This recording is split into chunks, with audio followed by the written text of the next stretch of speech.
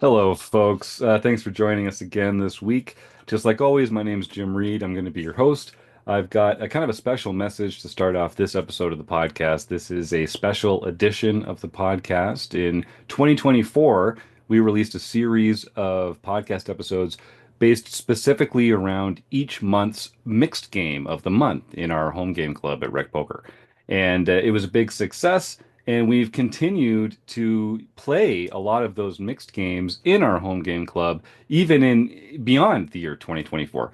So we thought one thing that would be kind of a neat idea would be as those games come up from month to month in our home game club, we would just re-release some of these mixed games episodes from that series in 2024. So some of you may have heard this episode before, but because the subject of this episode is going to be the game that we're playing next month, we thought we would just kind of send these out as a bonus episode. So if you have heard already, we've tried to add some new tips from guests onto the end of the show. We won't be able to do that for every episode, but I think it might be worth re-listening to. There are some great tips on how to enjoy some of these mixed games every month that you'll hear these. And if not, yeah, dig in. I think, we should all be playing more mixed games. There's a lot more to poker than No Limit Hold'em. So, I guess without further ado, I hope that you jump in, join our home game club. It's free to play, but the prizes are real. And like I say, give some mixed games a try. I think you'll be pleasantly surprised. So we're gonna just roll right into that. You'll hear that episode again right now in its entirety. Thanks for sticking with us, and I look forward to chatting with you next week on the Rec Poker Podcast.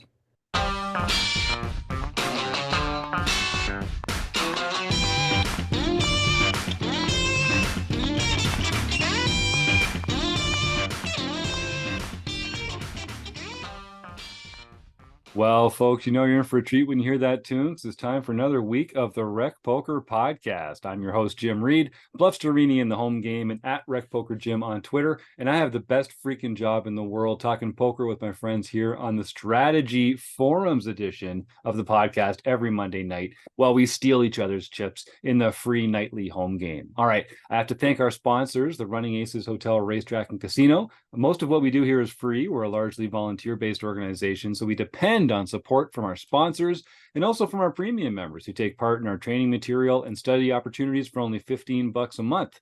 And I'll just ask you if do you like talking poker with friends? Because for less than 50 cents a day, come connect over Zoom with other fun, encouraging poker players, all trying to get better, or sign up for free because everything starts with a free account at rec.poker where all you need is an email address and a smile. But remember, you're listening to this in the month of December. So if you've been a good little girl or boy this year, you can take advantage of our naughty or nice sale. And if you enter the word nice at checkout, you'll get your first month for only $1. Now, that is a gift, and I hope that you enjoy that. Why not spread the love? Buy a gift of a $1 premium membership at Rec Poker for a friend of yours or someone you love. All right. They let me host the show on Mondays, but I'm just one man, and I'm joined by just one other man of the Wrecking Crew tonight. You know him as John Somsky. You know him as the home game guru. He is the man who runs our home game club here. And if you want to find out more about me or John, you can go to rec.poker/crew. But don't just take it from me. John Somsky, introduce yourself. And thanks for all the work you're doing on the home game club here at Rec Poker. Well, I am John Somsky, and I am known as Poker Geek MN everywhere. So we're going to talk about our mixed games, and there's basically three types of mixed games. There's draw games, there's flop games, and there's stud games. So in the draw games, all of the cards are held in your hand, and there are no shown shared public information cards. In flop games, you have a shared board that everyone uses. That's like No Limit Hold'em, or Omaha. People are familiar with those. And then stud games is like 7-card stud, where you each have your own set of cards, some of which are up, some of which are down. So some of them are private, some of them are public. But we're starting the season off with No Limit 5-card draw. 5-card draw is when I was growing up in the 70s, this is the game. When you said poker, that's the game everyone thought of. Uh, Almost nobody knew what No Limit Hold'em was at that point in time. If you watch television shows like MASH or The Odd Couple, wherever they were playing poker, that's the game they were playing was 5-card draw. So in this particular game, it is played without an ante. It is a blind game, so you typically have a small blind and a big blind, and then it is played no limit, and there is a single draw. So everyone will be dealt 5 cards, and then action will start after the big blind, and they have the option of calling that big blind bet, raising, or folding. And it goes all the way around. And of course, everyone, just like No Limit Hold'em, you can call any raises or bets, whatever the bets are, or you can raise again, same type of stuff. Once everyone has acted and whoever has cards remaining and is still in the pot, they have the option to discard as many of those cards as they want. And if you want, you can do all 5 cards.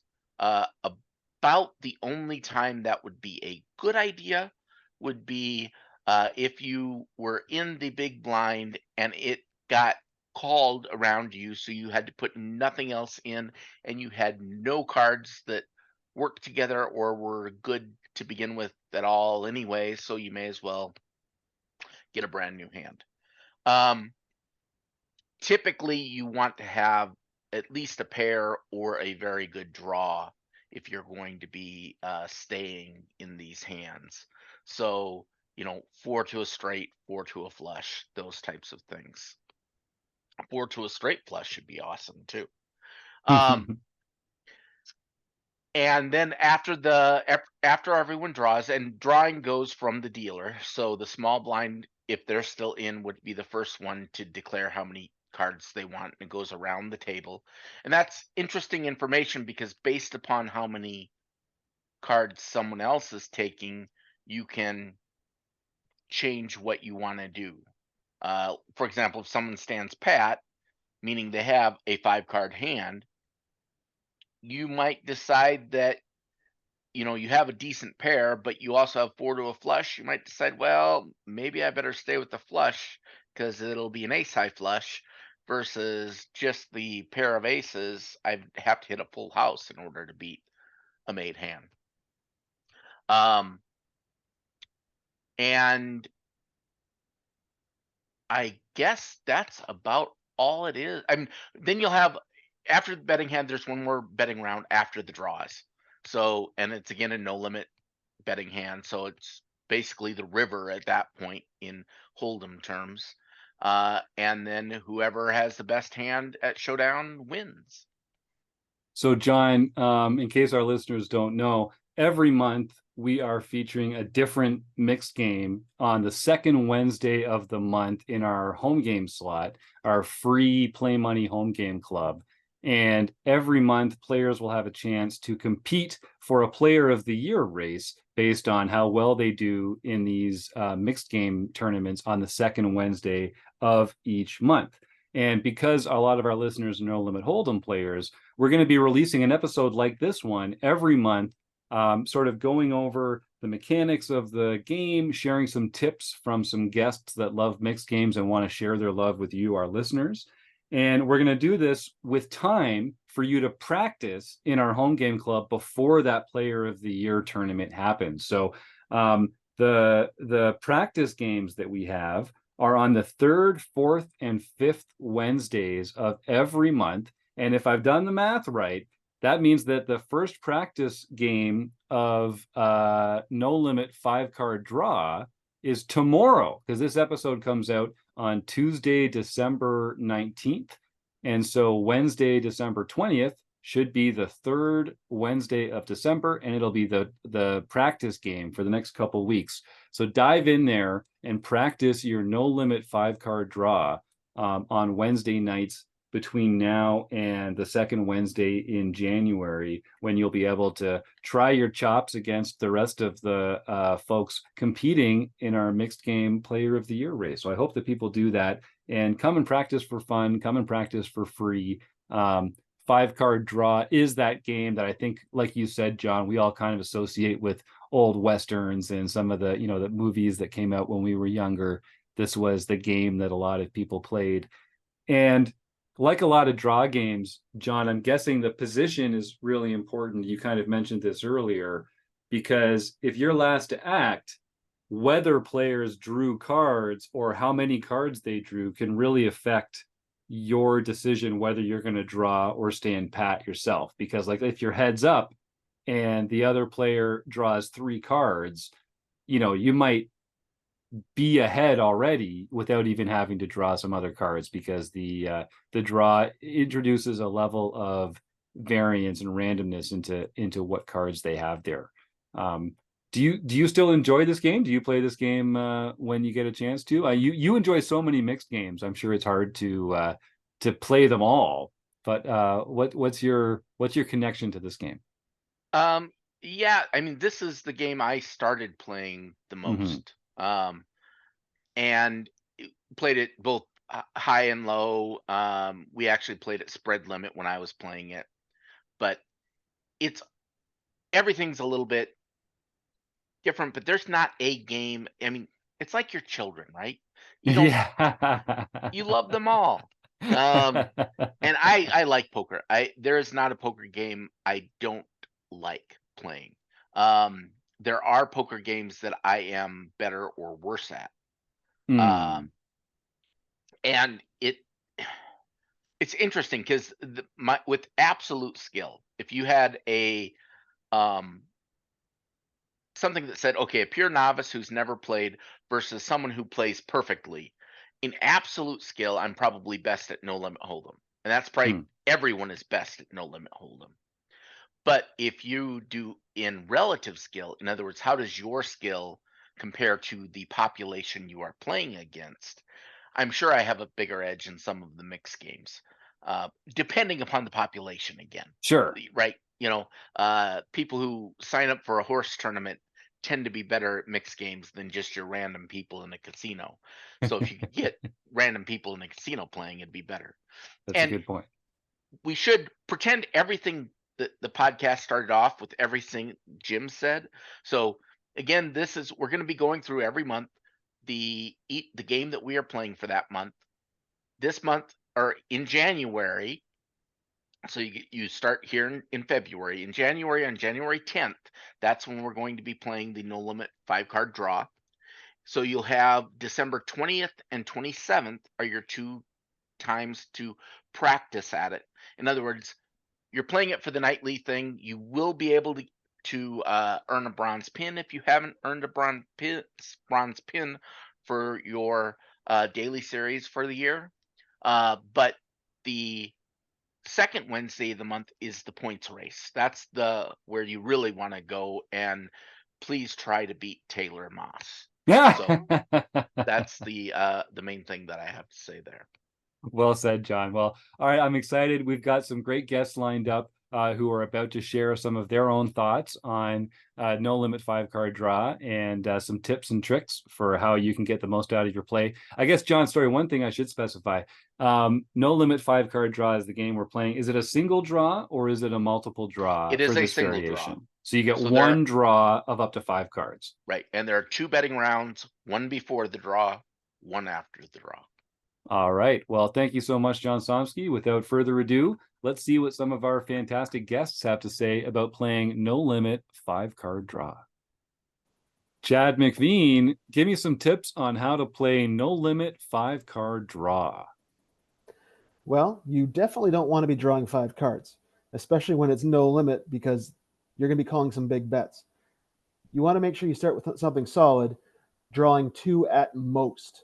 But the more people that are in the hand, the fewer cards you want to have to draw, and then you can hopefully keep going in the hand. But the no limit bet part of it definitely makes it a challenge. It's not a limit game where you can have a few chances to draw.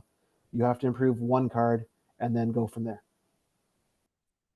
All right, Chris Fox Wallace, give me a tip on how to play No Limit 5-card draw. First tip is don't play it. It's just not a very good game. But but if you're going to play it, and sometimes you're stuck playing it in some of the dealer's choice events, I do see it being called.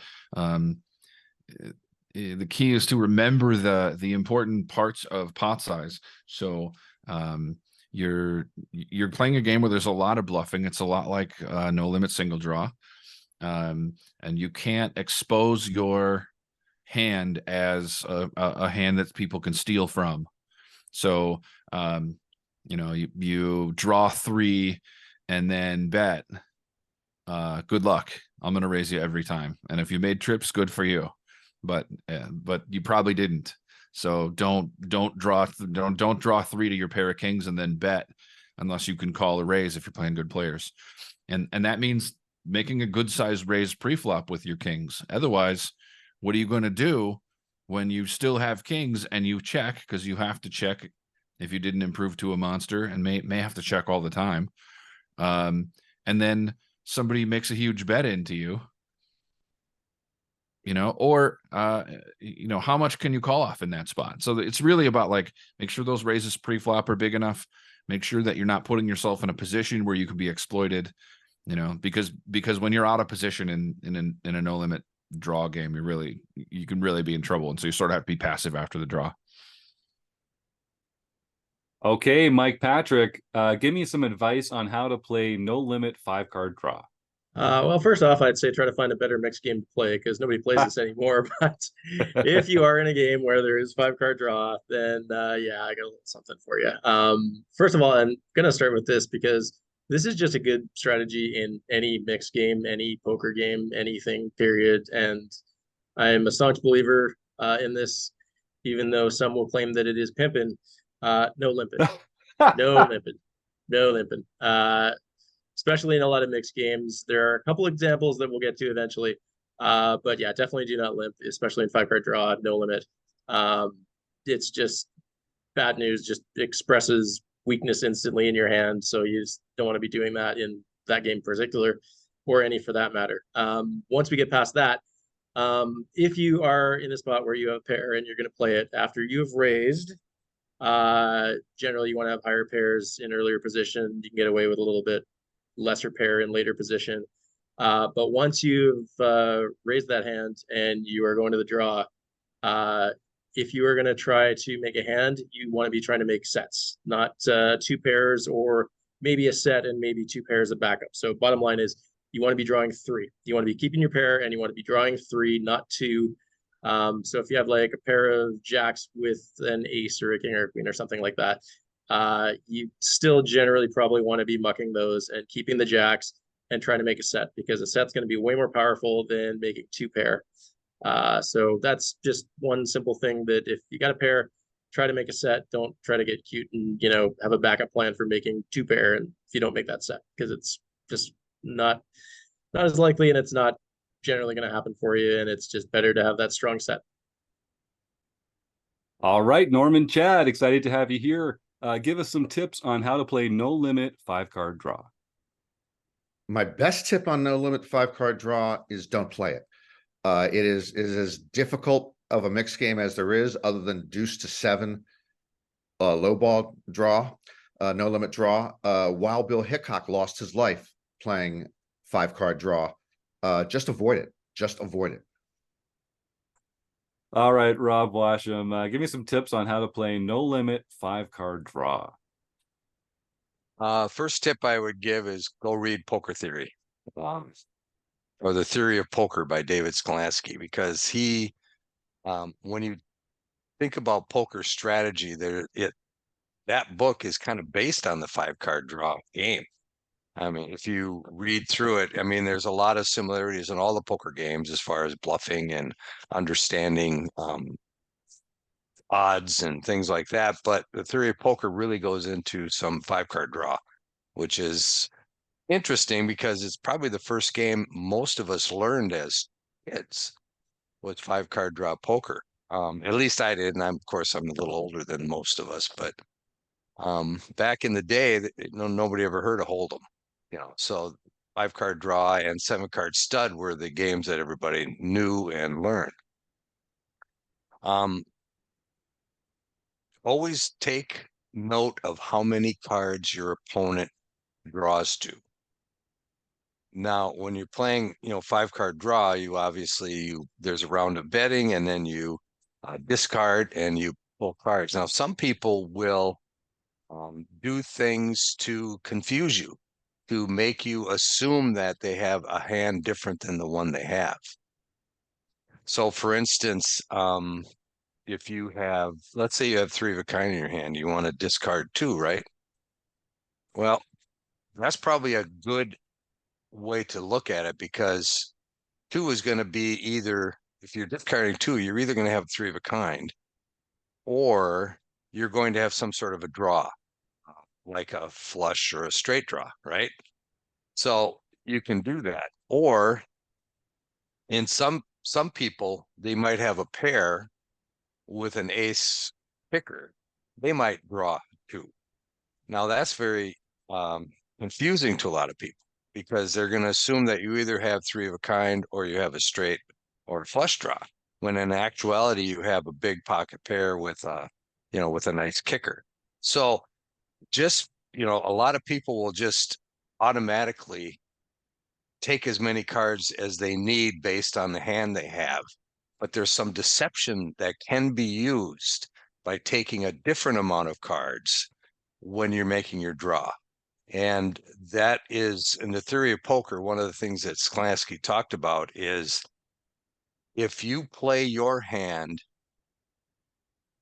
how does it go again? You know what I'm saying, Jim. If you play your hand in such a way that your opponent cannot understand what hand you have, it is a confusing way to what your opponent has, then you are going to be able to take advantage of them. And if they play in a manner that's just straightforward, you can take advantage of that. Because if you know that that player will only draw 2 if they have 3 of a kind, then you've got it, you know what they have. Their hand is face up. So if you play in a manner that that your opponent cannot understand where you're at, you're going to be at an advantage, especially in 5-card draw. Robbie Straczynski, give me some advice on how to play no limit 5-card draw. So it's not necessarily how to play, but definitely something of how not to play. Because you can, in principle, draw up to 5 cards, it's tempting to do that. I don't like my hand. So, I can't, whatever I get can't possibly get any worse than what I'm holding. Okay, let's draw 5. So I would suggest don't do that. Just fold. Sometimes it's okay to fold. Don't pay money for it's not video poker. You know what I mean? So don't do that. Don't draw 5 unless you're really just playing for free or for pennies. All right. Well, that was another fun conversation about mixed games. My thanks to, of course, the Running Aces Hotel, Racetrack, and Casino for their support over the years.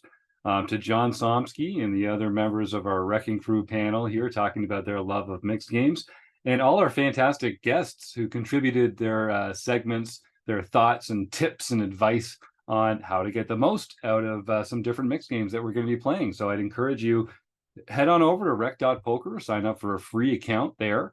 You can go to rec.poker/homegame and find out all about the different mixed games that are being played throughout the year, a different one every month. And I would encourage our listeners, if you're a no limit hold'em player, dip a toe into some of the mixed games. You'll be surprised how much fun you can have. So without further ado, I'll just say thanks for joining us for another week of the Rec Poker Podcast. And I hope I get to see you all again next week or sometime real soon. Good luck on the felt, folks. Thanks again. Bye for now.